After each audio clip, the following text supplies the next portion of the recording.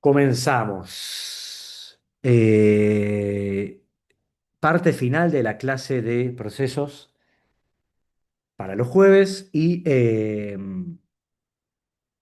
segunda parte de planificación, porque también habíamos dado un poco, que también vamos a completar hoy. Entonces, ¿qué nos quedaba de lo que es procesos?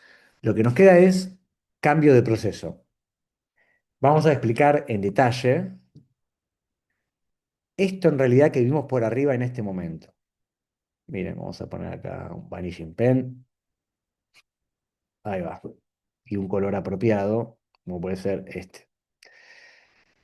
Acá habíamos visto que está ejecutando el proceso 2, ¿sí? De golpe es interrumpido, pasa a ejecutar el sistema operativo ejecuta, y después, en vez de continuar ejecutando el proceso 2 que tenía más instrucciones por ejecutar, en su lugar, continúa el proceso uno. ¿Ok? Eso que vimos que pasa con mucha frecuencia, todo esto que transcurrió acá del instante 0 hasta el instante 5, es lo que vamos a denominar un cambio de proceso, o en inglés, process switch. Así que lo que ahora vamos a hacer es explicar un caso de uso puntual donde eso ocurre y en detalle cómo se lleva a cabo, eh, detallando las tareas que realiza el sistema operativo y un poquito el hardware también. ¿Ok? Bueno, nuevamente recuerden, me pueden interrumpir. Hacer preguntas, si preguntan en el chat también vale, aunque ahí por ahí no lo veo con mucha inmediatez, pero por ahí Diana o Maron que están por ahí pueden responder si quieren o avisarme. Profe, Sí, cambio de contexto y cambio de proceso es lo mismo. no, no son lo mismo. Están relacionados. Eh, un cambio de proceso implica dos cambios de contexto. Nosotros vamos a definir, si bien no es un concepto 100% unificado, te doy una definición bastante homogénea. Vamos a definir el cambio de contexto. ¿El contexto qué es? El contexto de ejecución del proceso. Entonces, ese cambio de contexto es agarrar ese contexto de ejecución y sacarlo de la CPU y llevarlo al PCB, a otro lugar. Y entra a ejecutar el sistema operativo con su contexto de ejecución. Entonces ahí tenés, vamos a decir que ahí hay un cambio de contexto. El contexto del proceso se fue y el del sistema operativo entra. Y si después continúa otro proceso, se va el sistema operativo y entra otro, tenés un nuevo cambio de contexto de ejecución. Eh, Así que el cambio de contexto es esta operación a través de la cual el contexto que está en una CPU, formado por el valor de todos los registros de la CPU, se copia y se lleva a otro lugar y se mete otro contexto. Eso es el cambio de contexto. ¿Está bien? Cambio de proceso es, estaba ejecutando el proceso uno, se interrumpió y continuó el proceso 2. Eso es cambio de proceso. Es más amplio. ¿Está bien? Ok, gracias. Ahora igual cuando hacemos el ejemplo debería quedar un poquito más claro y si no puedo preguntar. Eh,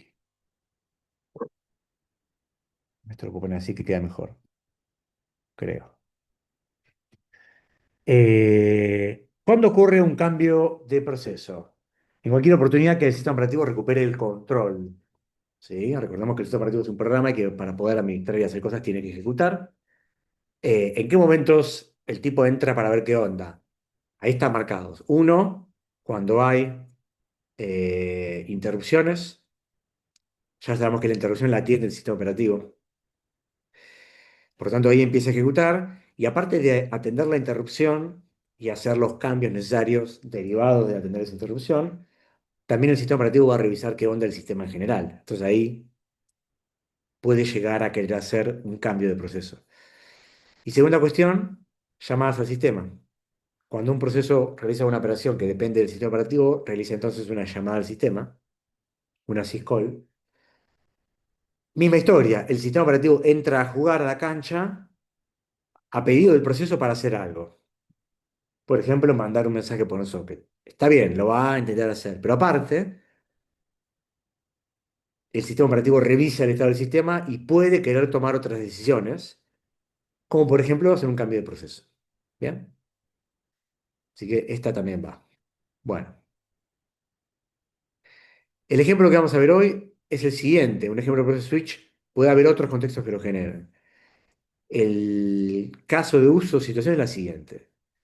Está ejecutando el proceso A, se produce una interrupción en un momento determinado, mecanismo que ya conocemos, el sistema operativo se involucra para administrar la interrupción, para ver qué pasó, y una vez que administra la interrupción decide que ya no continúe ejecutando el proceso A, sino que decide que continúe otro, el proceso B. Ese es el caso que vamos a estudiar en profundidad. ¿Está bien? Y obviamente acá se produjo un proceso switch. Estaba ejecutando A y continuó B. ¿Está bien? Bueno, entonces, paso uno, hardware. El proceso estaba ejecutando y se interrumpe, se produce una interrupción. ¿Qué estamos viendo acá? Los registros de la CPU. ¿Sí? Presten atención al modo de ejecución, modo usuario. Bien. El program counter apunta a una dirección en particular de memoria donde hay una instrucción que se corresponde con el proceso A, lo cual está bien. ¿Sí? La próxima instrucción que se iba a ejecutar, pero ¿qué pasó? Ocurrió una interrupción. ¿Sí? Entonces, primero ocurre la interrupción. Acá sabemos que hay código que le pertenece al sistema operativo, el código que maneja las interrupciones.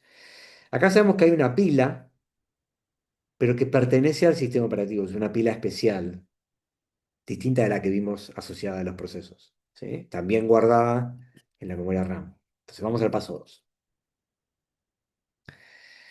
Hardware también es el que realiza este paso 2. Acá debería decir modo kernel, o no importa el modo, acá abajo. Así que vamos a dejar así, y ustedes se lo anotan.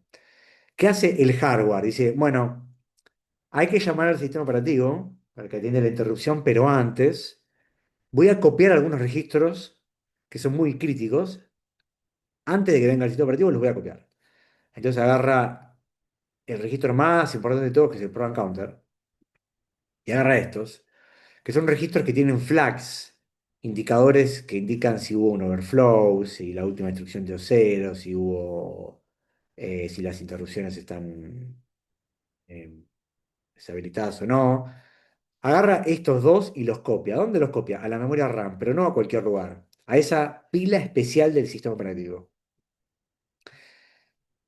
Bien. Siguiente paso, hardware. Nótese el cambio. Ahora el program counter tiene otro valor. Ya no tiene 5, tiene 3. ¿Eso qué significa? Que se va a traer, acuérdense que el program counter tenía la dirección de la próxima instrucción a ejecutar. Entonces, el chamaco dice, ¿sabes qué? Ahora la próxima es esta. Bueno, me decía la mierda del mouse, pero era esto de acá. Entonces, ¿qué hace? Como el program counter ahora apunta a la dirección 003, se va a traer la instrucción del manejador de interrupciones del sistema operativo. Ergo, como decía el arquitecto en Matrix 2, eh, empieza a ejecutar el sistema operativo. La parte casi final de Matrix 2, ¿no? Cuando Neo llega a la fuente. O Y sea que esto no lo hace el sistema operativo, lo hace el mismo hardware, digamos. Es el correcto, hardware correcto, correcto. Bien. Y una última cosa más que hace hardware es, esto creo que lo tenemos que marcar que ocurrió antes, pero vale acá también. El modo de ejecución ya tiene que quedar en modo kernel, digamos.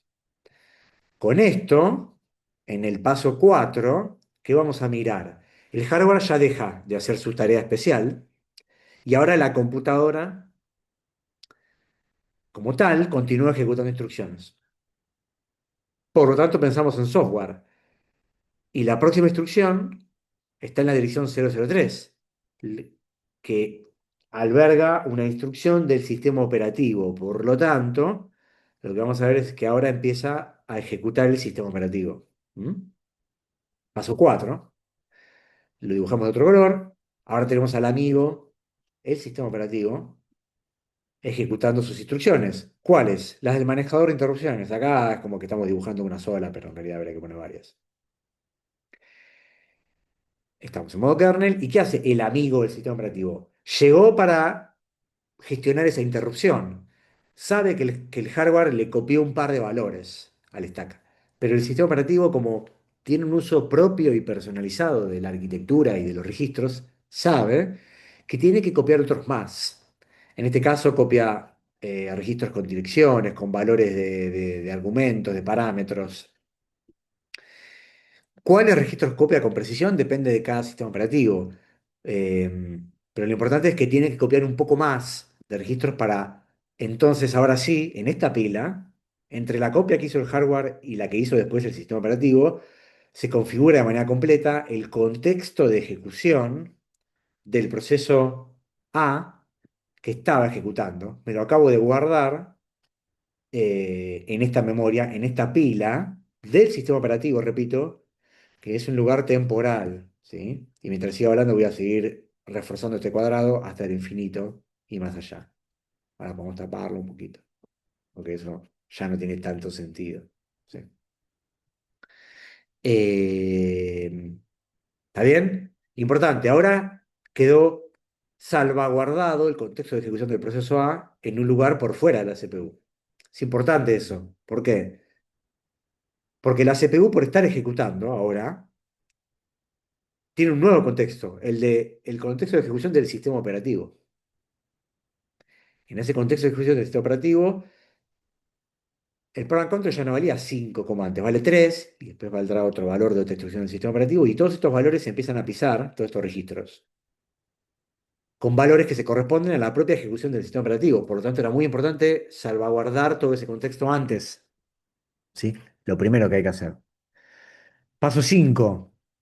Listo. El sistema operativo salvaguardó de forma completa, con ayuda del hardware, el contexto de ejecución del proceso A y decide, esto es parte del escenario que estamos analizando, realizar un cambio de proceso. Entonces el tipo dice, bueno, ¿qué otro proceso elijo si quiero que el proceso A deje de ejecutar?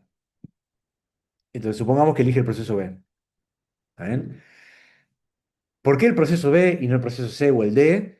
Es una responsabilidad de la planificación del sistema operativo, eh, que ya empezamos a ver la clase pasada y que vamos a seguir viendo hoy. Pero por ahora, para esta, eh, bueno, ahora estoy viendo un mensaje de Mac, bueno, no importa. Eh, Creo que ahora quiero poner esto acá, a ver,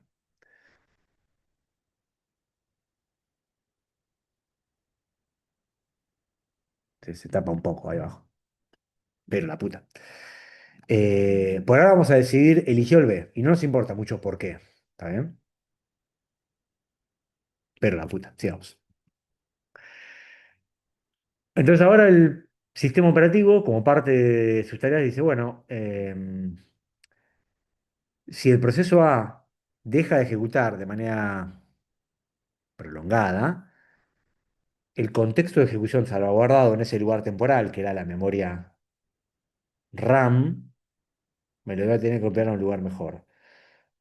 Pero antes, tengo que hacer esto. Agarro el PCB del proceso A y digo, che, acá yo estaba marcando el estado del proceso. Bien, ¿y qué estado tenía? Running. Bueno, pero ahora yo quiero que deje de ejecutar. Lo saqué de la CPU. Así que en el PCB le pongo el nuevo estado, en este caso el estado ready. Algo que ustedes van a tener que hacer en el trabajo práctico también, ¿sí? Cuando una query tenga que ser desalojada, tal como pide que pueda ocurrir el trabajo práctico, ¿sí? Entonces marca esto, dice, bueno, listo, el estado es ready para este proceso. Eh,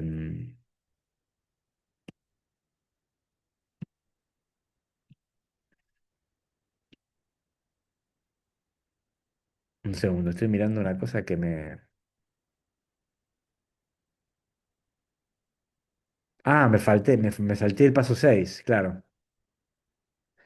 Eh, Este era el paso 7, ¿no? Pero el paso 6, que era lo que yo empecé a decir cuando estaba en el paso 7 sin darme cuenta, es que el contexto de ejecución del proceso A, que salvaguardé temporalmente en la memoria RAM en el stack, lo llevo a un lugar más estable, más propio.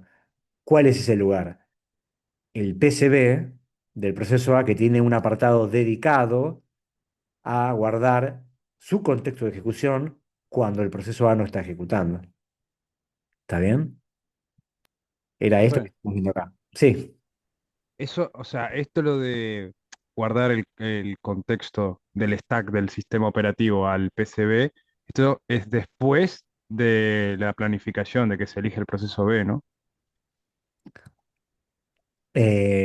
Sí. Después de Bien. que se decide que continúe otro, y supongamos B, porque si el sistema podría decidir que no Otra vez el continúe, proceso A.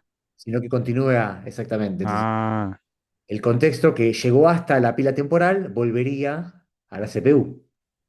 claro, sería un paso innecesario, sí. Claro. Está bien, Entonces es innecesario, pero bueno, lo llevaste al stack y lo tuviste que volver a poner, digamos, porque te diste cuenta que no valía la pena cambiar. Eh, está bien. bien, entonces, el contexto del proceso A me lo guardé en su PCB, el PCB del proceso A le cambié el estado y dije que ahora está ready, y acá terminé de laburar con el proceso A llevándolo a la lista de ready, poniéndolo al final o en algún lugar, no importa. Y ahora sí, oficialmente tiene que empezar a ejecutar el proceso B. Entonces, agarro el PCB del proceso B, el nuevo, el que voy a entrar ahora, y hago un poco lo inverso a lo que hice antes del A.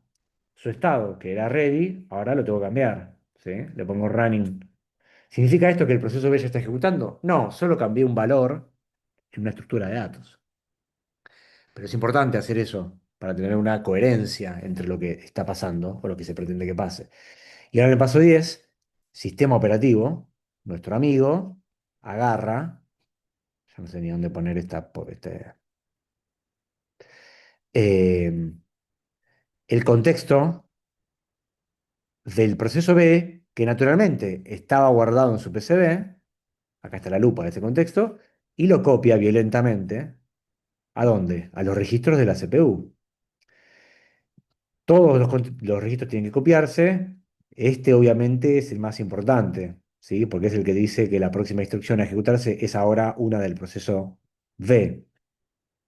No olvidarse que en conjunto con el traslado de los registros, ¿sí? Estoy tratando de ir para la derecha, pero el pad del mouse no me lo está prohibiendo. Ahí llegué, ahí está, me costó un montón, pero llegué. También se hace esto, ¿sí? El cambio de modo. Nótese que ahora, muy importante, volvemos a estar en modo usuario, ¿sí? Porque después de esta copia, junto con el cambio de modo que vamos a decir que ocurren a la vez, lo próximo que va a pasar es que la computadora va a traerse la instrucción de la dirección 562, que le corresponde al proceso B. Por tanto, oficialmente, a partir de ahora, empieza a ejecutar el proceso B.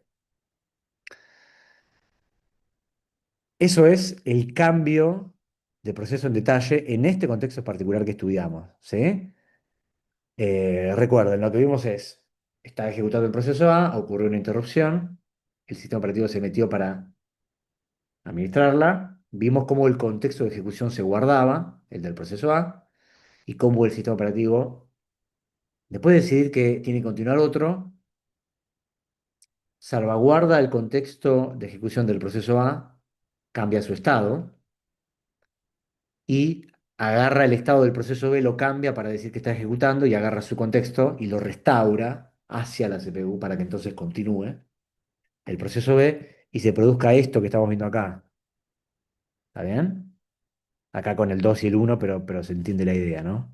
Este cambio acá y después este cambio. O sea, todo esto es lo que acabamos de ver. ¿Está bien? Una pregunta, en ese cambio, no sé si tiene importancia o no, en el stack del sistema operativo quedó la información del proceso A, ¿no? Porque nunca se fue de ahí. No, vamos a decir que cuando ya el contexto quedó guardado en un lugar permanente, o sea, el PCB del proceso A, vamos a decir que se remueve del stack, ¿sí? El stack solo está guardando temporalmente la información. Se Ok, saca del stack y se lleva al PCB, sí. Bien. Bueno. em, eh, estas encuestas las Profe, vamos a hacer después. Sí, entonces cuando viene la interrupción, eh, por hardware se hacen tres cosas, ¿no? Una, se copia el program counter y eso, los flags y demás, al stack. O sea, es como que se hace una copia en dos partes. correcto. Esos que son más importantes lo hace el hardware, Sí, eh, pone el program counter a la dirección del handler de interrupciones sí, y pasa de usuario a kernel. Hace esas tres cosas, sí, el hardware. sí. Ah, está bien. Está bien. Bien. Em, bueno, bien. Si hay dudas, es porque algunos por lo menos estamos entendiendo y eso me gusta. Em, con esto cerramos lo que queda pendiente de procesos. Me voy a parar en la parte de planificación que nos tocaba. Nosotros vimos esto, ¿no? Planificación, mediano plazo, corto plazo, largo plazo, ¿se acuerdan? Sí, la clase Sí, sí. pasada. Y vimos, esto creo que me lo salteé, ahora lo voy a mencionar. Y vimos un ejemplo de planificación que me lo salteé, pero lo vamos a ver. Y ahora y hablamos de FIFO, esto lo vimos, el algoritmo de planificación FIFO, ¿no? Sí, sí, vimos FIFO y el ejemplo del otro, del que tiene reemplazo también. Flojo. SJF, este vimos. Sí, ese. Y voy a deducir, y vimos el concepto de starvation, ¿no? Sí, también. Sí. Bien. Y el con desalojo creo que no lo vimos. Mismo Sí, lo vimos ese con desalojo también, parece. la estimación, Esa fórmula también. claro, es verdad, ahí va. Y hasta acá llegamos, porque el round robin no lo expliqué. Bien.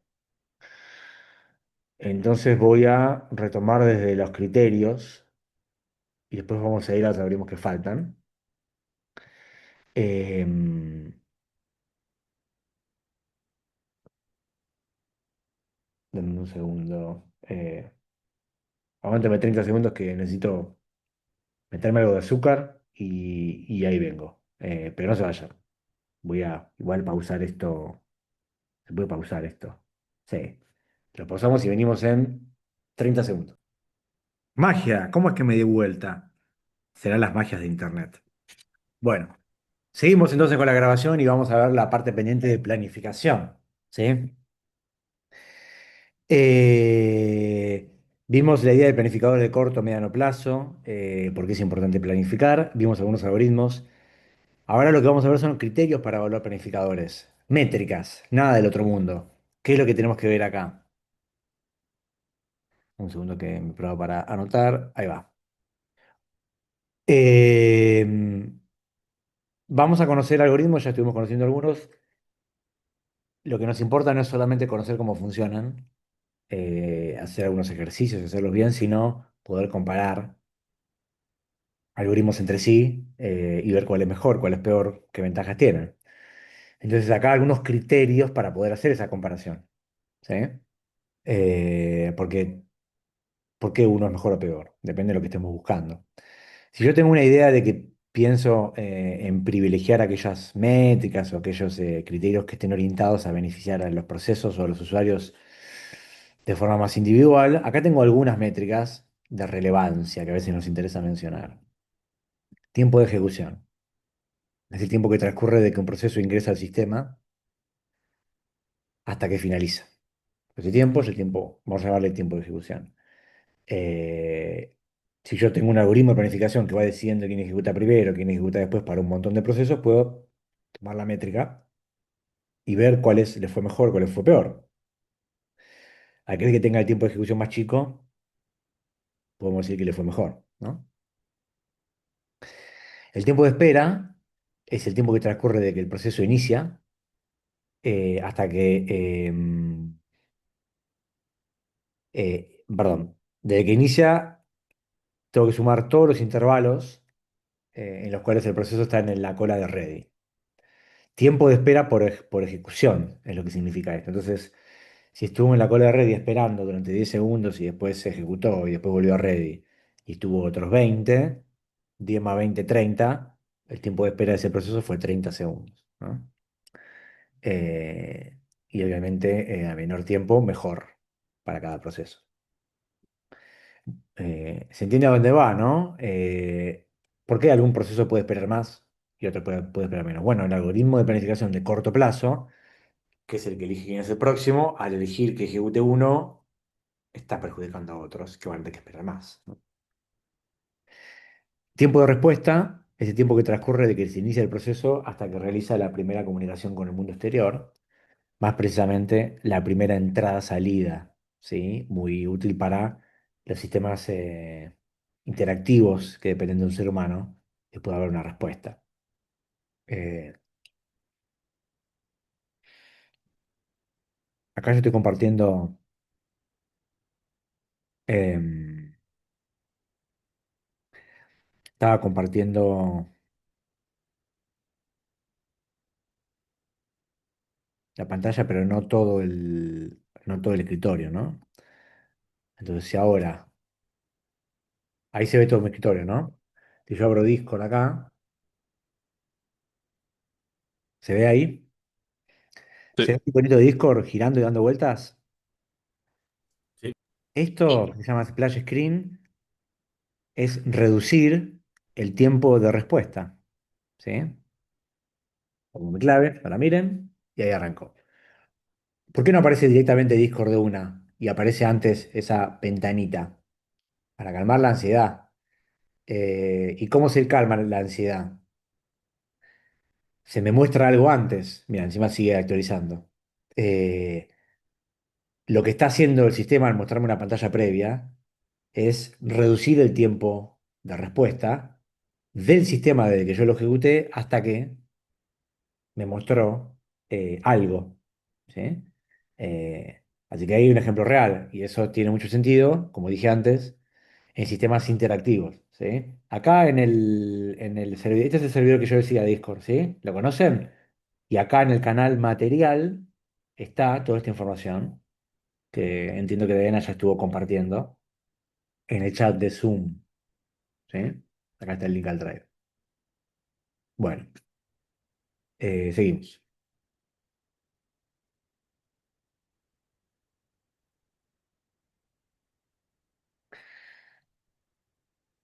Eh,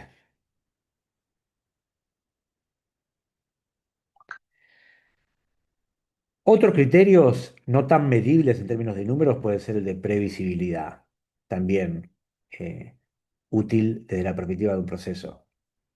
¿Qué tan previsible es el sistema con respecto a cualquier otra métrica? Esto es, ¿se va a comportar siempre igual para un proceso? Un sistema, o en una ejecución va a ejecutar más rápido y en otra ejecución va a ejecutar mucho más lento y va a ser como errático, ¿sí? Si es errático no es previsible. Así que a veces más que la velocidad, se privilegia que los sistemas se comporten de manera este, estable, digamos, y determinística. ¿Mm? Bueno, desde el punto de vista del sistema, tasa de procesamiento, ya no pienso en un proceso en particular, pienso en el sistema completo. Eh, Pruebo algoritmos de planificación y los comparo. ¿Cuál anduvo mejor? Y bueno, si miro la tasa de procesamiento, pienso en la cantidad de procesos ejecutados por unidad de tiempo. Esto es, si pasaron 10 segundos y ejecuté 20 procesos, eso significa que estoy ejecutando 2 procesos por segundo. ¿Mm? Ejecuté 20 procesos significa ejecutaron y finalizaron, ¿no? A mayor ese número, más productivo es mi sistema, mejor. Y por otro lado, la utilización de la CPU, un porcentaje, ¿no? Que va desde 0 hasta el 100%, donde mientras más ocupada esté la CPU, mejor, porque queremos ocupar ese recurso tan valioso y que no esté ocioso. Pero sabiendo que cuando llegamos al 100%, estamos cerca de que se vaya todo al carajo, digamos, en general una computadora, tiro un número medio así nomás, pero es muy relativo, que está llegando llegando al 70%, es algo que está bien, cada vez mejor, pero ya cuando estamos llegando, por llegar al 100, es difícil sostener algo cerca del 100% y que la computadora no se sobresature. Entonces este momento es muy errático y lo que puede pasar es que en realidad la computadora quede a más del 100%. Em, pero bueno, si miro la métrica de la CPU y está siempre cerca del cero, es una computadora que no la estoy aprovechando para nada. ¿Sí? Bueno. Y equidad, bueno, justicia en algún criterio para los procesos, ¿no? El clásico ejemplo es, no sé, miro el orden de llegada y trato de que todos más o menos se respete eso, o por otro lado podría ser que todos ejecuten en un tiempo de la CPU más o menos igual, digamos, ¿no? Que nadie lo monopolice demasiado. Ese podría ser un criterio mirando un poco la equidad. Eh, Hay preguntas si se puede pasar otro link para Discord. Sí. Eh, o sea, pasaron dos links de Discord en el grupo de Telegram. Si el último que pasaron no te sirvió, confirmanos ahí por chat y pido que pedimos que manden un tercero. Dale. A Cristian Nahuel. Eh, bueno, fíjense acá. En este ejemplo, no importa el algoritmo de planificación por ahora, pero tenía una tasa de ejecución donde había tres procesos. Este tiene dos para ejecutar, este tiene dos para ejecutar, este tiene uno. Nótese que lo que estoy graficando son las ráfagas de ejecución, ¿no? Esto es dos unidades de tiempo para ejecutar, que son instrucciones. No sabemos cuáles, pero acá asumimos que tenemos el dato de cuánto tiempo van a ocupar. Si el algoritmo de planificación eligió ejecutar los procesos en este orden, primero el A, después el B y después el C, entonces podríamos calcular, por ejemplo, la métrica tiempo de espera. Para el proceso A fue cero, porque claro, ni bien ingresó, todos ingresaron al instante cero, ¿no? El proceso A empezó a ejecutar, así que este no esperó, ¿sí? Pero el proceso B esperó 2 segundos. Ingresó acá en el sistema y ejecutó recién acá. ¿Está bien? ¿Se entiende? Entonces el más perjudicado en esta primera iteración podríamos decir que es el proceso C que esperó 4 segundos. Y miren este otro caso. Misma tras ejecución, pero arranca B, después C y después A. Eh, ¿Quién es el que se vio más afectado? El proceso A, pero 12 segundos. ¿Sí? Así que para pensar un poco ahí, cómo un proceso puede verse perjudicado o no. Y no nos olvidemos de sopesarlo con lo que los procesos tenían para ejecutar. Esto es, en el primer caso, el proceso C fue el más perjudicado, 4 unidades de tiempo, pero si lo pondero por sobre lo que tenía para ejecutar, que era 10, digo, en proporción con lo que tenía para ejecutar, es el 40%, un poco menos de la mitad. O sea, igual iba a estar mucho tiempo en el sistema porque tenía mucho para ejecutar. Entonces, si continúo con ese análisis en profundidad y miro lo que pasa con el proceso A, digo, el proceso A esperó 12. Ok, ¿de cuánto que tenía para ejecutar? 2. Acá la proporción es mucho peor, ¿no? Muy poco para ejecutar, mucho, 6 veces más lo que tuvo que esperar, ¿no? Así que podríamos concluir que si bien acá fue perjudicado el proceso C y en esta variante el proceso A, podemos concluir que el proceso A está más perjudicado, aparte de los tres, eh, se perjudicó en una intensidad mayor que en el primer ejemplo al proceso C, ¿no? Pero bueno, hay que siempre tener más información para ver sí, qué tenían que hacer cada proceso, etcétera.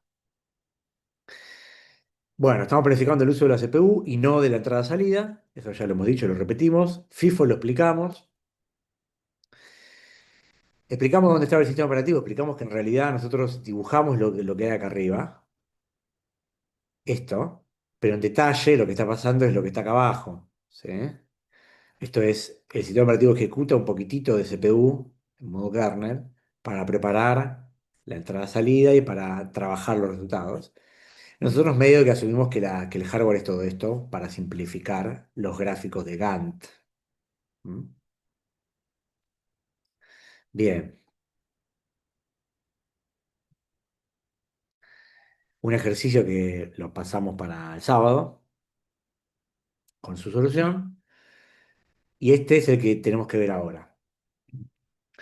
Vimos el SJF antes, ¿sí? Sí. Shortest job first.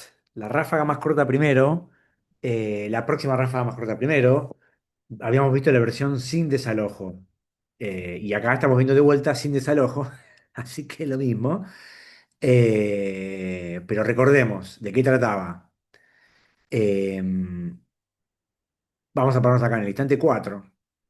Cuando el proceso uno se bloquea y hace una entrada salida y libera la CPU, el planificador de corto plazo tiene que elegir entre el proceso 3 y el proceso 2. Los dos llegaron al sistema. Planificando por la ráfaga más corta primero, ¿quién tiene la próxima ráfaga más corta primero? El proceso 2 tiene 2, el 3 tiene 1, y por lo tanto ese es el motivo por el cual el proceso 3 ejecuta antes que el proceso 2, aún habiendo llegado después. ¿Sí? El SJF no le importa el tiempo de llegada. Bien. Vimos que este algoritmo puede generar tardation. ¿Sí? Esta permanente distorsión en la cual llegan procesos de ráfagas más cortas. O de, o de, o de más probabilidad que uno que está esperando. ¿Mm? Y espera y conceptualmente podría no ejecutar nunca. ¿Sí? Bueno.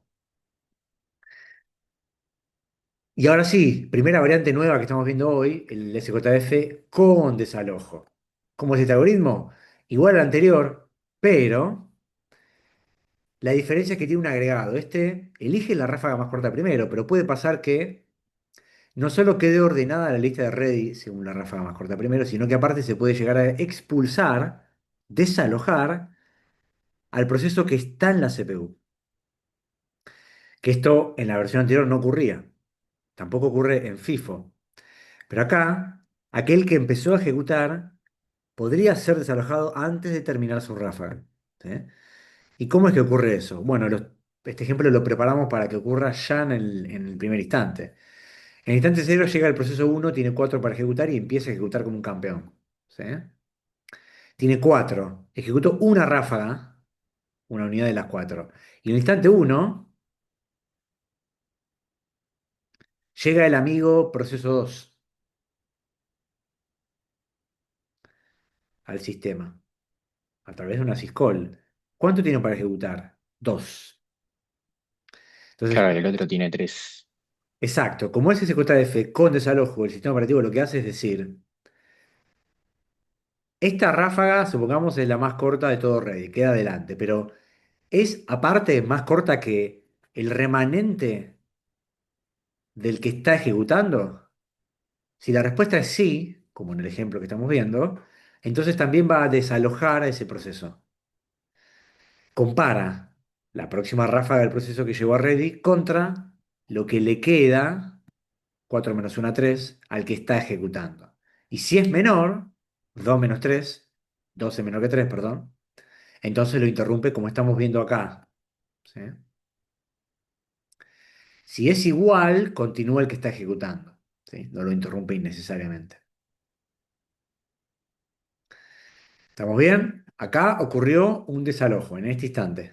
Bien a propósito, lo hicimos al principio. Después el resto lo puede seguir, es más o menos similar al otro. O sea, no van a quedar igual las órdenes, pero no vuelve a ocurrir otro desalojo. Ya nos estamos dando cuenta que algunos algoritmos son con desalojo y otros son con sin, son sin, ¿sí? SJF tiene las dos variantes. FIFO no, FIFO es sin desalojo. ¿Está bien?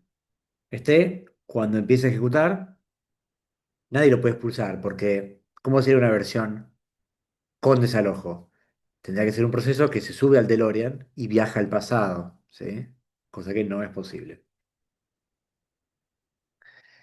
Al menos por ahora. Pero si ven la película Interestelar, hay una manera bastante interesante con alto fundamento científico, físico, y científico físico, bueno, sí, de cómo podía expresarse la idea de viajar en el tiempo.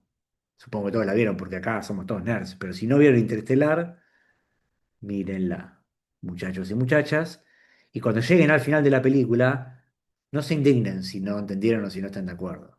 Respeten, ¿sí? Hay fundamentos científicos atrás de eso. Listo, seguimos. Eh, eh,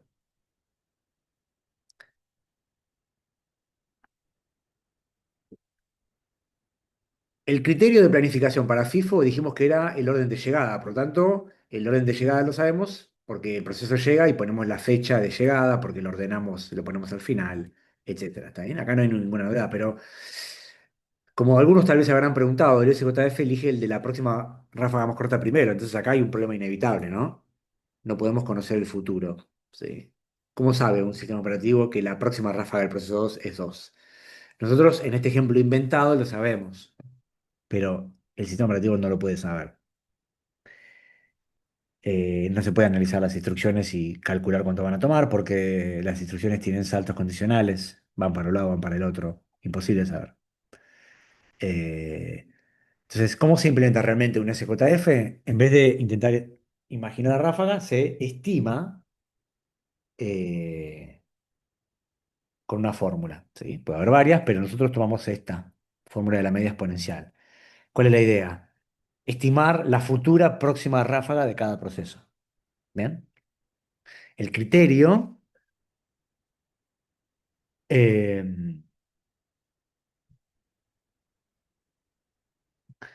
eh, es bien sencillo. La ráfaga estimada del instante n más uno se calcula como un valor alfa, que vamos a definir de antemano, una constante que está entre cero y uno multiplicado por la ráfaga real inmediatamente anterior del instante n, que claro, como es una ráfaga real del instante anterior, ya ocurrió, así que yo esa sí la conozco. ¿Ah? Más uno menos alfa. Recuerde que alfa es una constante que está entre cero y uno, así que 0,1, 0,2, 0,5. Multiplicado por la ráfaga estimada del instante anterior, que también la conozco porque ya la estimé. Esta suma de estos dos valores multiplicados me da la estimada del n más uno, y con ese valor estimado, que va a tener un grado de error, el planificador toma la decisión. ¿Sí? Dice, lo que dice el SJF de verdad con estimadores es la próxima ráfaga estimada más corta primero, digamos, ¿no? Que después puede no condecirse con la realidad. Em, ¿Qué es esta fórmula, no? Si miramos un poquito rápido y la analizamos a ver si nos damos cuenta, el caso promedio, ¿cuál sería? 0,5 de alfa. O sea, si pongo alfa 0,5 acá, acá el resultado de esta paréntesis también es 0,5, ¿no? ¿Estamos de acuerdo? Entonces, ¿qué estoy haciendo si pongo el alfa en el medio?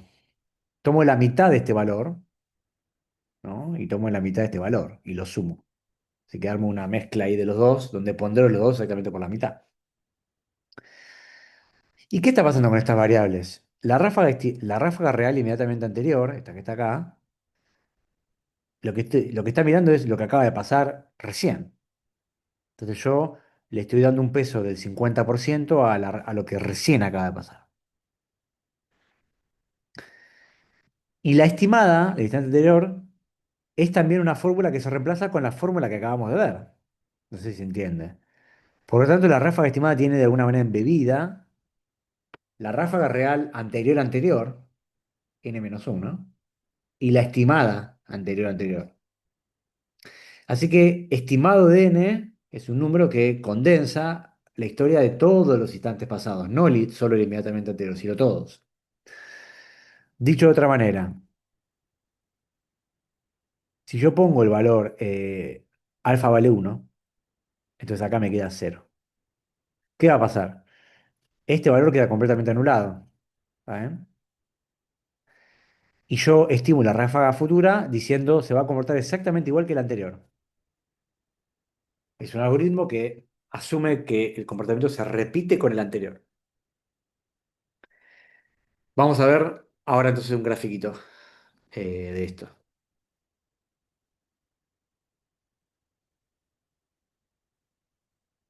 Acá. Fíjense, eh, las barras azules son las ráfagas, son las ejecuciones reales de un proceso.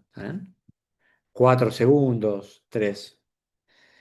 La verde, la línea verde, representa el estimador con un alfa de 0,5, ¿no? Que pondera exactamente igual la historia inmediatamente anterior y toda la historia completa. O sea que este es como el punto más intermedio, ¿no? Entonces miren lo que pasa con un alfa cercano a 0,2. ¿Sí? Perdón, de 0,2. ¿Qué pasa con la línea roja? Tarda en reaccionar, ¿no? Reacciona lento a los cambios. ¿Por qué lento? Porque fíjense que acá estimé un valor recontrapifiado, porque el tipo me metió una sorpresa y ejecutó un poquito. Y cuando estimé la próxima, estimé un valor menor, pero no mucho más cerca de lo que el tipo realmente ejecutó. Soy lento para acomodarme con un alfa cercano a uno. ¿Se ve? Y porque un alfa cercano a uno da mucha ponderación, perdón, cercano a cero, ¿no? Eh, Acá me quedó un 0,8, por lo tanto le da mucha ponderación a la historia. Entonces, el proceso tiene que cambiar durante varias instancias con valores muy bajos para que entonces ese número empiece a bajar. Eventualmente se acomoda, ¿no? Miren un alfa cercano a uno, el de 0,8, el negro. ¿Ven cómo se acomoda rápidamente, o al menos eso intenta? Fíjense acá. Estimó un valor menor a 4 y la recontrapifió porque el tipo ejecutó 8. Ahora, la próxima automáticamente se acomodó para decir va a ejecutar algo muy cercano a 8. Es un salto violento. Eso genera un alfa cercano a 1. Asumir que se va a comportar muy parecido a lo que acaba de pasar en el instante anterior. Entonces saltó. Pero bueno, en este caso le volvió a pifiar. ¿Por qué? Porque el tipo ahora se fue para abajo, ¿no? ¿Se ven un poco ahí más o menos las diferencias? ¿Eh? Así que Sí, les sí, dejo se ve. tarea para lograr para pensar. Si yo tengo un sistema eh, o un proceso, digamos, de comportamiento estable, en el sentido de que sus ráfagas son más o menos parecidas y si cambian, ¿viste? Cambian un poco, ¿qué alfa me convendría? ¿Uno cercano a uno o uno más cercano a cero?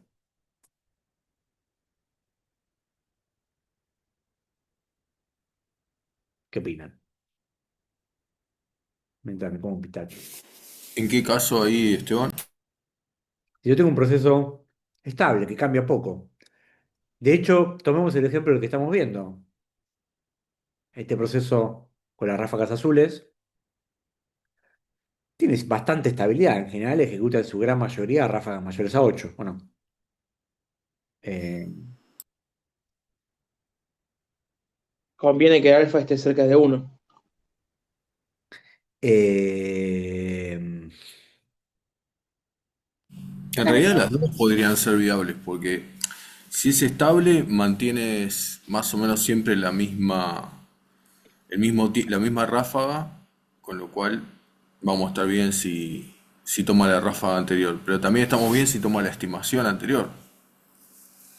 Yo, personalmente, yo lo veo más lógico cercano a cero, porque si es estable, que haya una variación como pasa en la que dura 2, por ejemplo, al estar más cercano a cero no te va a afectar la estabilidad en relación al resto, entonces el resto que se ejecutan en 8 y en 10 van a seguir siendo más óptimos, digamos.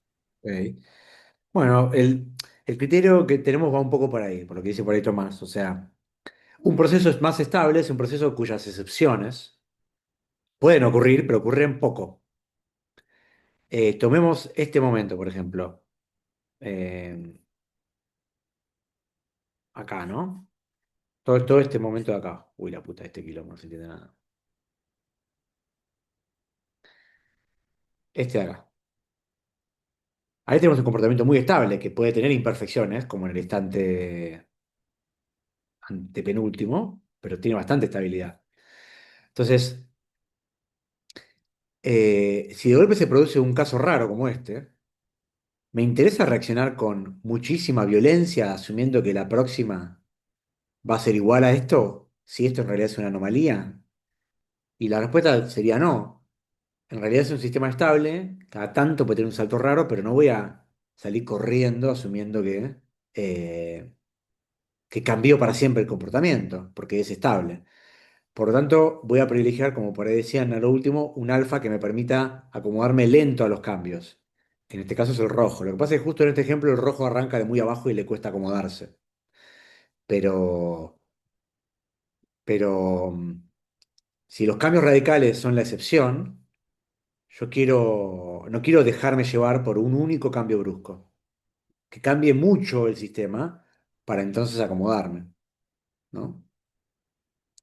Eh, Ahora, si las aguas son más turbulentas y no sé si ahora ejecuta mucho, de golpe ejecuta poco, si un cambio va a ser para siempre o no, tal vez me conviene reaccionar un poco más rápido eh, y ver, ¿no? Y en este caso busco un alfa que me dé eso. ¿Y cuál alfa me va a dar eso? Bueno, el alfa que le dé mucho peso a esto, ¿no? Ese reacciona más rápido, ¿no? Espero que se haya entendido, si no me preguntan.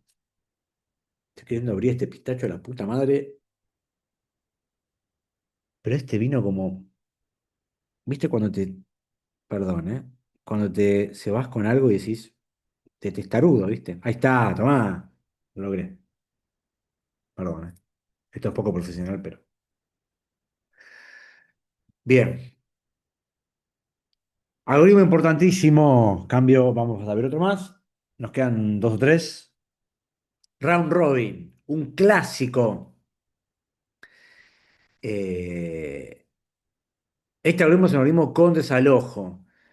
Y la estrategia del algoritmo es, yo voy a limitar cuánto tiempo van a ejecutar los procesos en la CPU. Les pongo una cota máxima llamada quantum con un valor. En este caso, supongamos 3 unidades de tiempo, es el ejemplo que estamos viendo. ¿Está bien? Entonces, digo, los procesos empiezan a ejecutar como máximo hasta 3 unidades. Si llegan a querer ejecutar más que 3, los interrumpo. ¿Mm?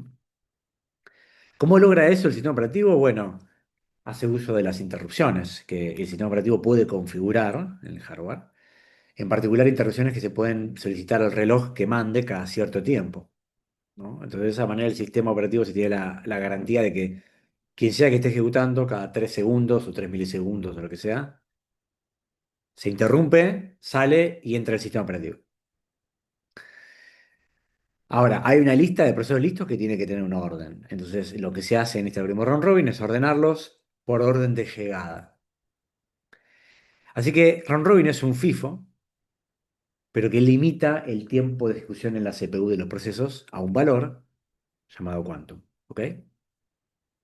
Llega el proceso cero, empieza a ejecutar, quiere ejecutar 4. Ejecuta hasta 3 porque es el máximo, y acá se produce una interrupción de reloj, una interrupción de clock. Ingresa al sistema operativo, se da cuenta que se le terminó el quantum. No lo estamos dibujando acá, pero sabemos que ocurre. Y como se le terminó el quantum, el proceso vuelve a ready el proceso uno. Es desalojado y se le da tiempo de ejecución al próximo, por donde llegada, que en este caso es el proceso 2. También con una ráfaga de 4 limitada hasta 3. ¿Ok? Y así van rotando. Acá tenemos un fuerte principio de equidad. Fíjense acá. La segunda ráfaga del proceso uno, perdón, a cuando está ejecutando uno, Para el sistema operativo es como la próxima ráfaga, pero nosotros sabemos que era parte de la primera. Entonces, ¿qué va a pasar acá? Empieza a ejecutar el proceso uno y el algoritmo round robin le da de vuelta desde cero una nueva ráfaga de 3. ¿Sí? Al round robin, después vamos a ver una variante distinta, pero a este round robin no le importa lo que pasó antes. Dice, toma, empezás de vuelta. Ahora, en este caso, el tipo no necesita tres, solo quiere ejecutar una unidad de tiempo, la que le quedaba de las cuatro, porque después dispara una entrada-salida, ¿no? Se bloquea y hace una entrada-salida. Así que no pudo aprovechar su quantum completo. ¿Qué pasa con el remanente de quantum acá? El sistema operativo le dio 3, el proceso usó uno, se pierde, ¿sí? Estos los pierde. Cuando le toque quantum de vuelta, tiene un 3 de vuelta para empezar, pero este tiempo lo perdió, no se acumula nada. ¿Ok? Bueno,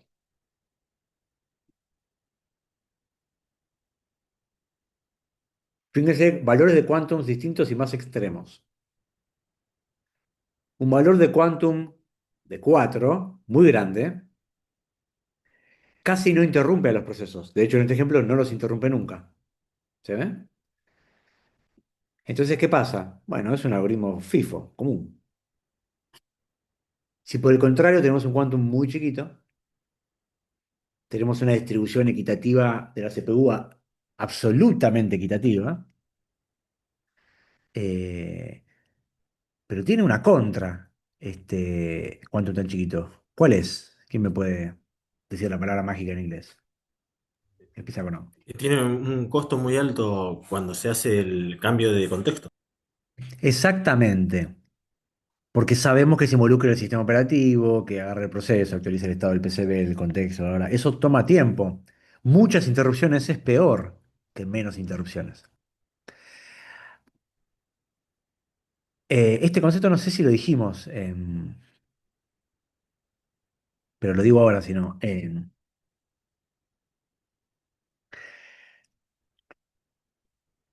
Y esto tiene tanta relevancia política hoy en día, pero voy a dejar que el librado a su imaginación por qué tiene relevancia política. Eh, el sistema operativo es un mal necesario. Esto es un programa con superpoderes que administra, controla, hace todo lo que estamos estudiando. Pero para poder hacer eso tiene que estar adentro de la CPU, ejecutando, consumiendo recursos, ocupando la memoria, usando los dispositivos de salida.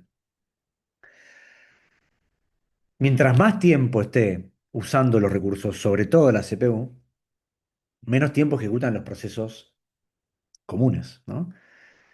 Y mientras más sea de esa proporción, peor, porque la computadora no existe para que el kernel ejecute funciones de planificación. El objetivo final es la ejecución de los procesos que le dan utilidad a la computadora, ¿no? Ya sea queriendo ejecutar el StarCraft 1 o, ¿por qué no?, el StarCraft 2. Eh, entonces, si bien decimos que necesitamos el sistema operativo, lo ideal es que el involucramiento y el uso de recursos sea el mínimo posible. Entonces, cuando el sistema operativo para involucrarse y para usar recursos, y sobre todo la CPU, se involucra mucho, mucho tiempo, decimos que eso es malo. Y el término en inglés para ese costo que describieron muy bien por ahí, el término en inglés es overhead. ¿Sí? Entonces decimos que, por ejemplo, round robin con un quantum muy chico genera mucho overhead. ¿Sí? Este es un término importante que tienen que anotar por ahí. ¿Sí? ¿Estamos bien? Sí, sí. Bien. Eh,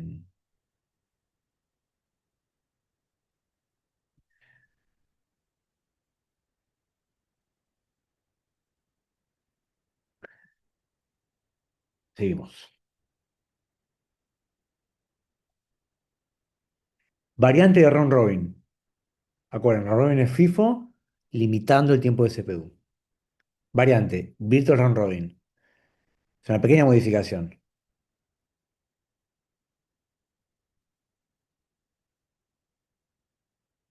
¿Cómo funciona el Virtual Round Robin? Si el proceso agotó todo su quantum, vuelve al estado ready. Esto es igual que el round robin, ¿no? Pero este aquí la diferencia del virtual. Si el proceso se bloquea por una syscall, es probable que no haya ocupado todo el tiempo de quantum. Tal vez le dio 3 y el proceso usó 2 y después se bloqueó.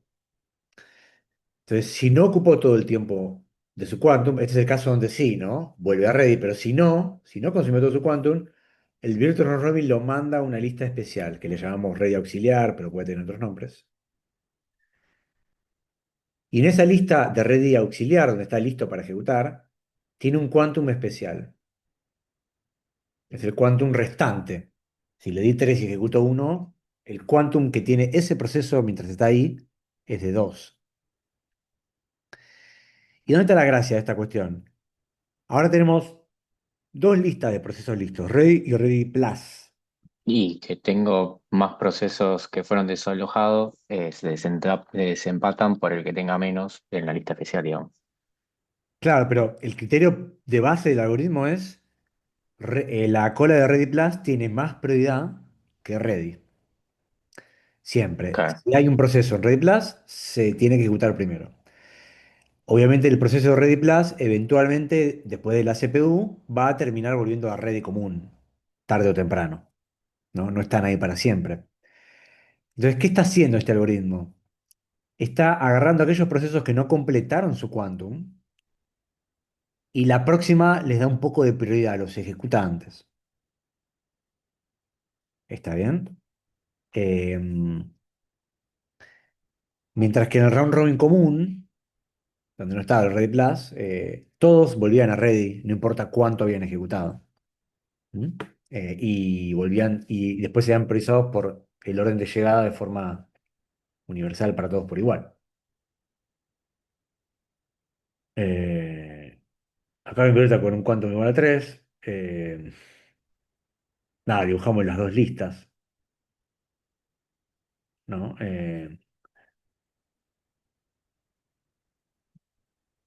BRR y RR, claro, ahí va. Sería como quién llegó primero y quién tiene menos cosas para hacer. Ponele, déjame mostrar este ejemplo y ahí completo un poco esto que decís. Acá estamos viendo el round robin, ¿no? Una ejecución de round robin. Y miremos acá en el instante 7, ¿no? El proceso 3 venía ejecutando. Acá estaba, se le corta el quantum porque se terminó acá. eh, y bueno, continúa el uno que estaba listo para ejecutar, ¿no? En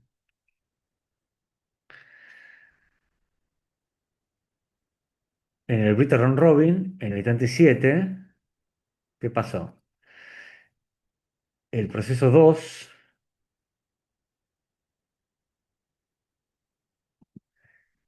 eh, no había completado su quantum de 3 acá cuando ejecutó, ¿se ve? Le dieron 3 y solo ocupó uno. Entonces, acá, al estar ahora en Brittle Round Robin, el proceso 2 quedó en el Ready Plus.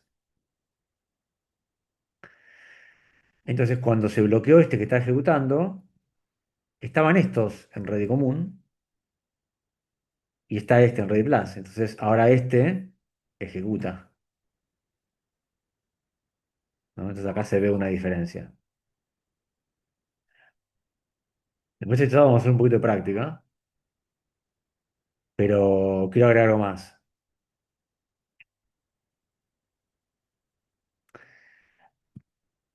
Existe este concepto que se llama CPU bound y IO bound,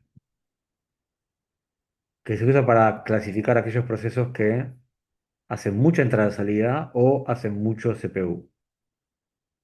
Si un proceso es CPU bound, se dice que hace mucha CPU y poca entrada-salida.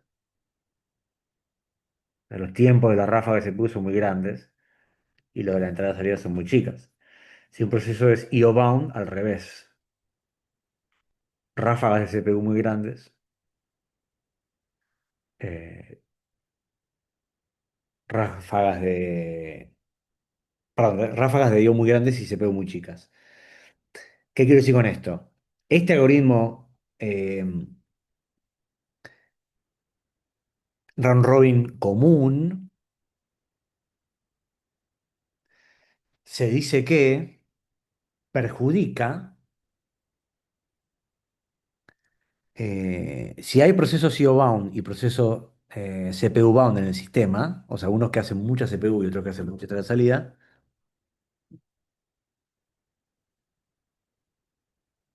se dice que este algoritmo perjudica a los IO bounds, el round robin común.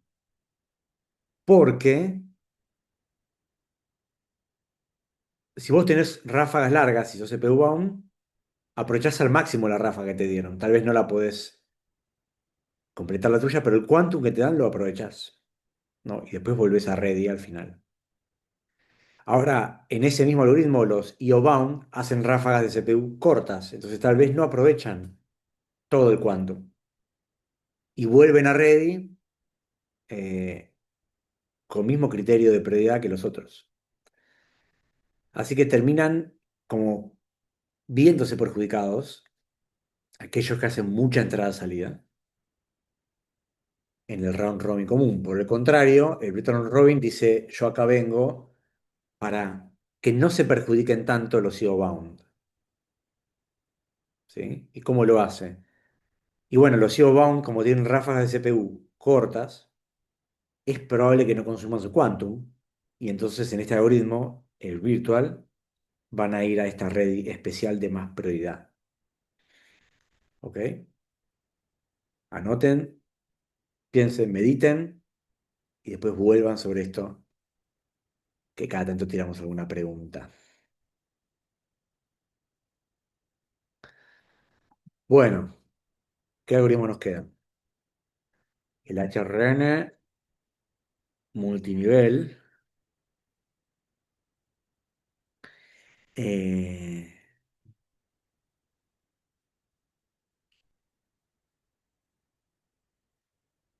Clasificación de algoritmos y simultaneidad. Bueno, llegamos a ver todo esto y a terminar round robin, a terminar planificación. Bien.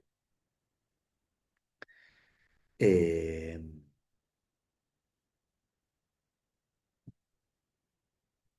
un último pistacho, ¿no? ¿Qué opinan? Me lo merezco.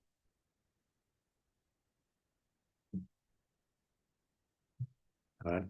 Dai, contate algo mientras un chiste, algo. No, yo estaba pensando que tan caros los pistachos. Sí, sí, sí. Son, en general son por defecto una fruta cara. Eh, sí, suelen escasear y ser caros. Eh, Ahora se empezó a poner de moda acá, pero antes era muy común, yo lo vi en Italia. Todo con pistacho hacen, no solo el sabor de helado. Te venden pasta de pistacho, hacen las medialunas, que no se encuentran medialunas, pero ponen un canoli. En lugar de estar relleno, por ejemplo, que acá lo rellenarías con dulce de leche o con crema pastelera, allá por ahí están rellenos de crema de pistacho, que ahora también empezó a aparecer acá. Igual Increíble. hay tantas imágenes que ya no sabés realmente qué es nuevo que hicieron de pistacho, que es un fake news. Eh, bueno, yo me baso en lo que vi en los cafés de ir, sentarme y tomar un café, digamos, ¿no? Acá y allá. Eh, ¿Lo comes ahora? ¿Lo comes ahora o siempre comías pistacho? no, lo empecé a conocer hace un par de años, poquito, poquito. ¿Y Eh, aumentó el precio en relación a otros frutos secos? no tengo idea cuánto. Eh, Entonces no es mucho la diferencia. Tampoco sé si soy parámetro. Eh, por Yo el ahí, otro día fui a la dietética y estaba el cartelito que dije, bueno, a ver si compro. Y estaba, no sé si 100 gramos, 5 lucas. bien, ok. Bueno, las almendras también salen caras. Sí. Eh, Ahí tenés un Fíjate parámetro, las almendras, con el pistacho. puede ser, puede ser. No, yo soy muy colgado con el tema de mirar los precios, así que no soy parámetro. Tal vez subieron y no me di cuenta. Eh, Preguntaba más que nada si tuvo mucho marketing, digamos, y por eso subió, claro. básicamente, o porque empezó a consumir más, entonces. Para mí se empezó a poner más de moda acá. Muchas cosas que se consumen afuera, eventualmente se traen acá y con las comidas aparte es muy común. Yo lo vi. Fui 2 veces a Italia este año y hace 2 años. Y por ejemplo, me acuerdo estar en Italia y en todos los bares se servía Aperol Spritz. ¿Conocen ese trago? Sí. Y en ese momento no era muy popular en los bares de acá. Y allá te sentabas en cualquier lugar y todos lo estaban tomando. Para mí se Sí, vendía. hace no mucho le hicieron como el boom de Apple, el que mandaron ahí, todo propaganda, bla, bla, bla. Y lo mismo pasó, digamos, creo, con la palta, ¿no? Puede ser, por ahí hace más tiempo, pero sí, puede ser. Sí, sí. Y yo me acuerdo que no lo veía tan seguido acá y al poco tiempo lo empecé a ver, ese trago que lo ofrecían todos. Y yo me acuerdo que a mí me encantó. Después vine Ahora lo que... están sacando gin a lo loco, cualquier cosa gin. Sí. Igual el Gin de trago todo ese tiene. no es tan rico, no sé, no sé si el prosecco que usan acá no es el mismo, no sé. Bueno, sigamos. Tragos por aquí y por allá. Eh, eh, si quieren un buen van de Palermo, pasa que yo esto ya estoy un poco viejo, pero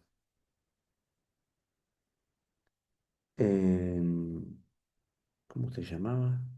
Tames 178 era. Este bar que tenía tragos de autor. A ver, vamos a buscarlo. Eh, es un bar El nombre del bar es la dirección, digamos. Tames, bar 1, ahí está, ahí apareció. Tames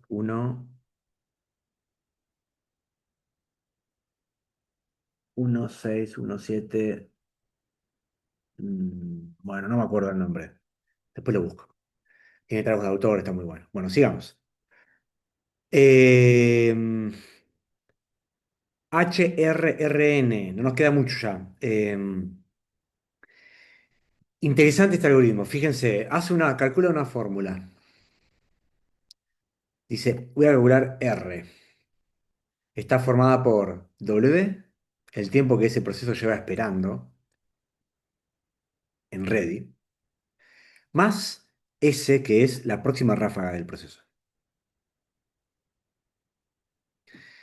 Y lo divide por S. Esto da una R, un ratio, y el algoritmo dice, la R más grande es la que yo elijo como próxima para ejecutar. Entonces acá a la derecha van a encontrar un poco la motivación, ¿no? Dice, intenta priorizar aquellos procesos con menores ráfagas, ¿sí? ¿Por qué eso? Si nosotros vemos eh, para... eh,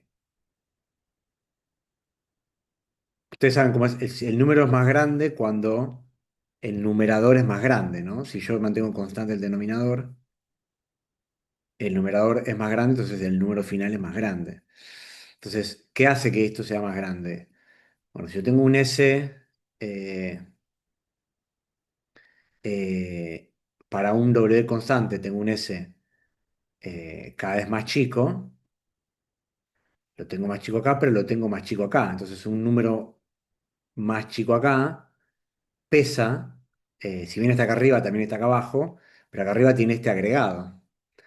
Entonces, lo que termina pasando es que se achica el denominador mucho más de lo que se achica el numerador. Por lo tanto, el número es más grande. Ergo, el R va a ser más grande para S más chicos, digamos, ¿no? ¿Y qué nos dice eso? Si la próxima ráfaga más chica, el R más grande, y el algoritmo prioriza el R más grande, tiene algo de CJF, ¿no? Está mirando la ráfaga más corta un poco. Pero el agregado que tiene este algoritmo, aparte de eso, es que le mete este W acá, que es el tiempo de espera que lleva un proceso en ready y que va cambiando con el correr del tiempo. Entonces, si la ráfaga próxima es constante, para dos procesos es igual, supongamos, pero uno tiene un W más grande y otro un W más chico, el que tenga el W más grande gana, porque el numerador es más grande y el número es más grande. Ergo, como nuevamente dice el arquitecto de Matrix, eh, a igual ráfaga, ¿quién gana? El que estuvo esperando más tiempo. ¿Y eso qué hace?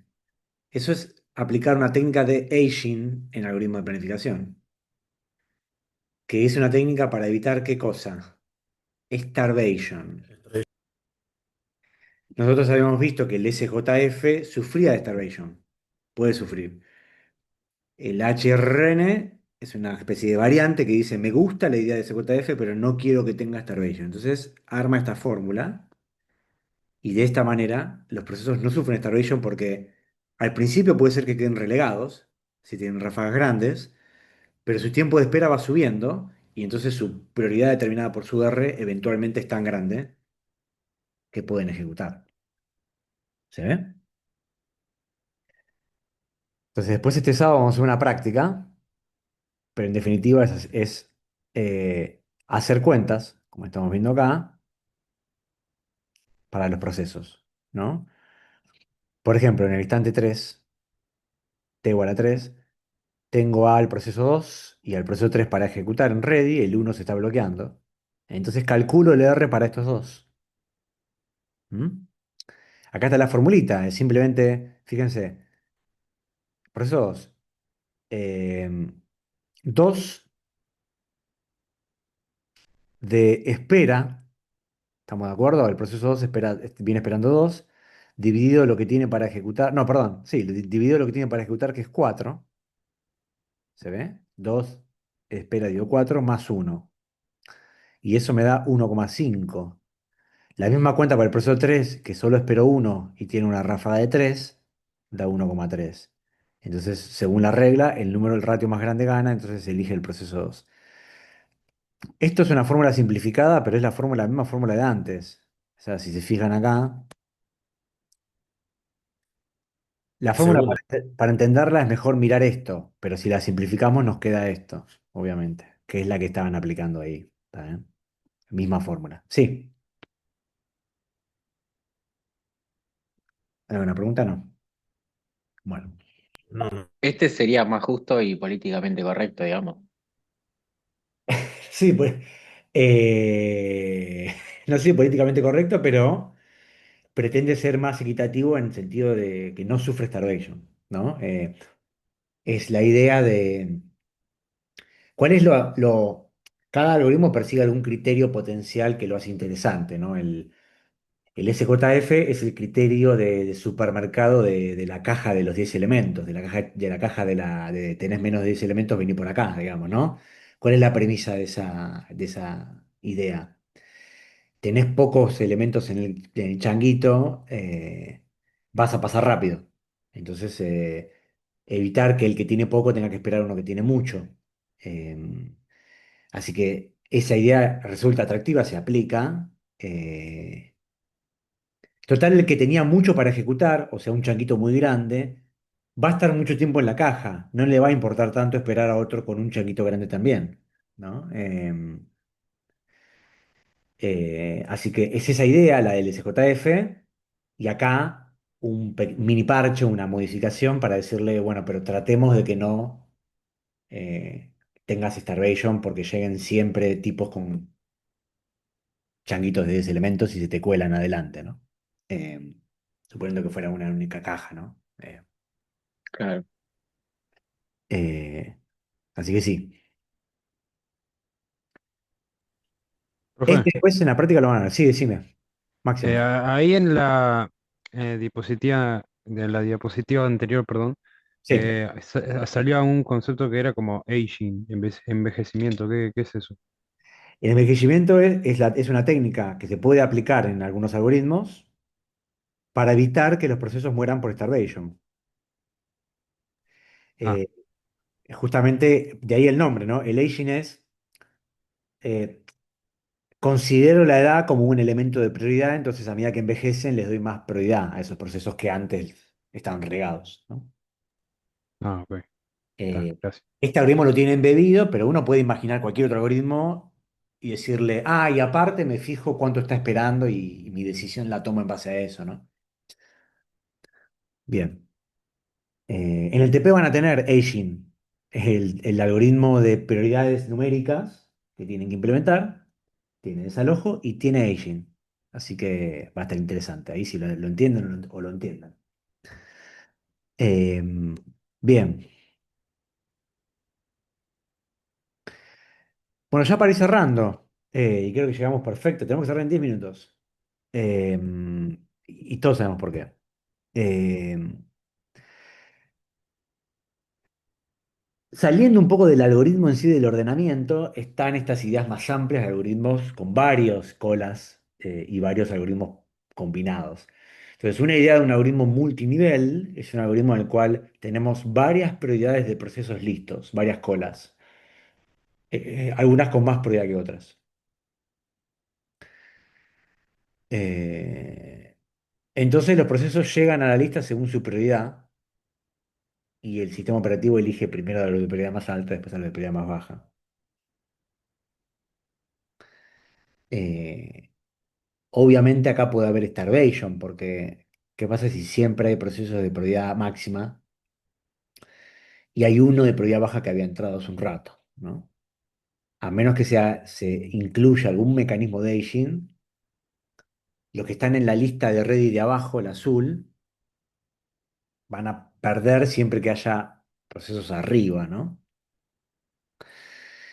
¿Y qué pasa en cada lista de ready de prioridad máxima, media, baja?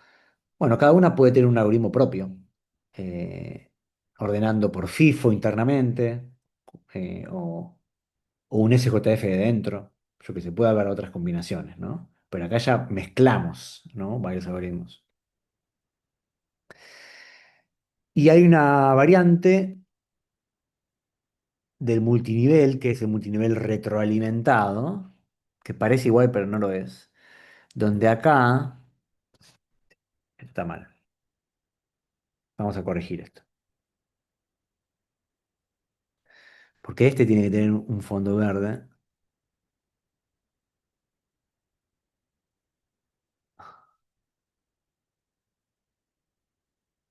y este tiene que tener un fondo azul. En el de prioridades, cada proceso entra según su prioridad.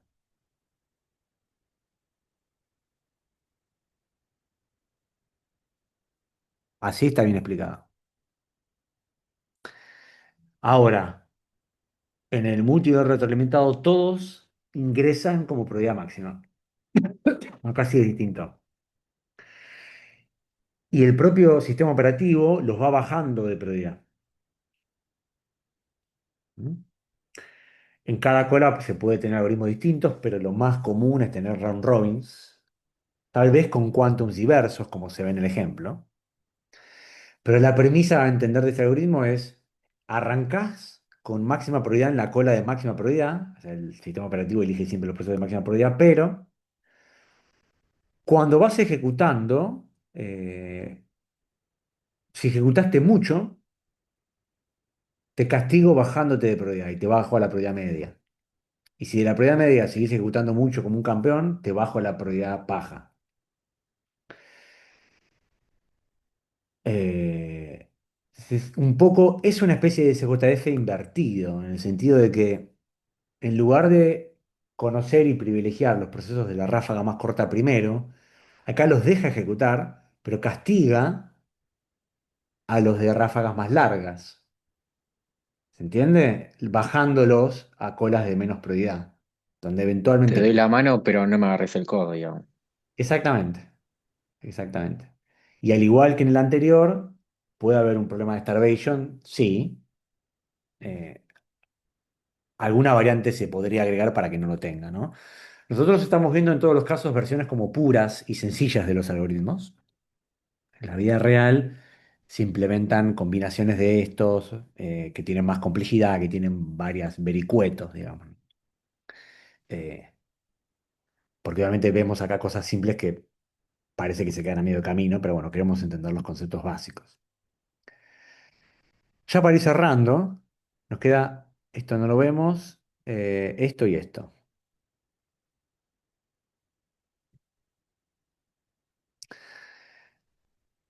Vimos varios algoritmos de planificación de corto plazo, vimos la idea de planificación en general, y recordemos esta clasificación que es con la que estamos cerrando un poco. Algunos algoritmos se consideran sin desalojo y otros con desalojo, ¿no? Y ahí abajo hay ejemplos. FIFO es sin desalojo, HRN es sin desalojo. El SJF en su variante sin desalojo lo es. Y hay otros que son con desalojo, como el round robin, Mr. Round Robin, SJF con desalojo. Eh, y nótese la diferencia, ¿no? O sea, si un algoritmo no tiene desalojo como los de la izquierda, eh, ¿cuándo se involucra el sistema operativo? Bueno, solamente en estos dos momentos. Si el proceso hace una syscall bloqueante, entra el sistema operativo y ve qué onda. El proceso se bloquea, viene otro, ¿no? O si el proceso finalizó, bueno, se involucra el sistema operativo, trae otro. No más. Ahora, una variante con desalojo, aparte de que el sistema operativo se involucra en estos dos momentos iguales al esquema anterior, se agregan estos momentos.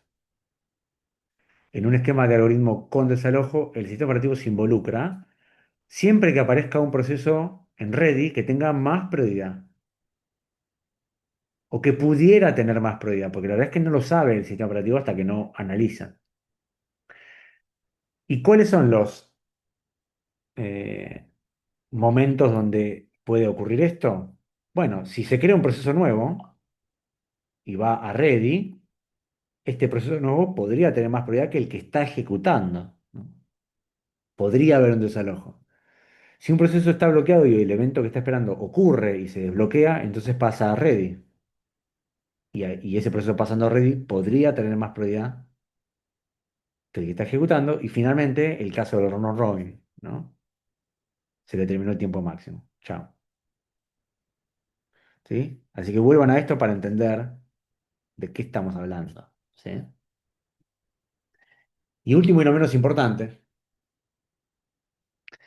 eh, esto es muy necesario para los ejercicios de práctica, empezando por los de este sábado y los del siguiente y los de parcial. Ejercicio de práctica de planificación. Cuando estemos dibujando el diagrama de Gantt, puede llegar a ocurrir que en el mismo instante ocurran varios eventos. Y entonces surge la pregunta de si muchos procesos llegaron a ready en el mismo instante, voy a tratar de usar el algoritmo de corto plazo para definir quién va primero. Pero ¿qué pasa si quedan empatados? Por ejemplo, eh, FIFO. ¿Cómo ordena ready? Por orden de llegada. Bien. Y si dos procesos llegan a ready en el mismo instante, ¿quién en realidad va primero? Entonces, en aquellos casos donde varios procesos llegan a ready en el mismo instante, nótese que dice simultaneidad de eventos en ready, ¿sí? Y el algoritmo no desempata, entonces tomamos este criterio que está acá, este orden, ¿sí? Primero quedan los procesos que vienen por una interrupción de clock. Esto es interrupciones en algoritmos como round robin. Segundo, vienen procesos que van a ready por finalización de un evento, esto es, los que estaban bloqueados. Y tercero y último, si tuvieran que competir, aquellos procesos que son nuevos y que llegan al sistema, o mejor dicho, ready, por una syscall. ¿Está bien? Por ahora esto por ahí parece un poco innecesario, pero créanme, los ejercicios lo van a ver y si no se lo acuerdan no pasa nada, lo preguntan y volvemos a esto. ¿Sí? Esto es el resultado de algo que tenemos que decidir más o menos basado en la vida real, pero pero un poco el resultado de la simplificación que hacemos cuando dibujamos el Gantt, donde hay cosas que no estamos dibujando. Eh, y esa simplificación nos lleva a encontrarnos con estas cosas. En el mismo instante de nuestro diagramita, llegaron varios procesos a Ready. ¿Quién va primero? ¿No? Eh, entonces, bueno, tenemos esta tabla para desempatar. Recuerden, siempre que varios procesos llegan a Ready en el mismo instante y el algoritmo de planificación no me ayuda a desempatar. Bien. ¿Dudas, consultas que hayan quedado por ahí de acá o de algo anterior? Digan nomás que estamos. Mientras vemos a nuestro amigo de Ricky Morty, cuya serie, si no vieron, es recomendable. Eh, Y profe, en los algoritmos estos de HRRN y SJF, que son los que usan formulitas, sí. ¿tienen mucho costo de hacer esas fórmulas? Sí, tienen un overhead que hay que tener en cuenta, mayor, que mucho o poco habría que hacerlo comparativamente, pero vamos a decir que es mayor que en algoritmos como FIFO, que no tiene casi nada, o Round Robin, que tiene un poco, pero no tanta como esos de la fórmula. Sí, efectivamente. Tenés que recalcular para cada proceso, cada vez que hay un elemento significativo tenés que recalcular esta fórmula. Sí, tenés un overhead importante. El sábado sería a las 3 de la tarde, ¿no? ¿A qué hora? Para que, aguantame que cerramos la grabación, ¿parece? Y ya charlamos de Sí, los sí. objetivos. Bueno, damos por cerrado esto. Me quedo en la parte final. Chau, chau. Adiós.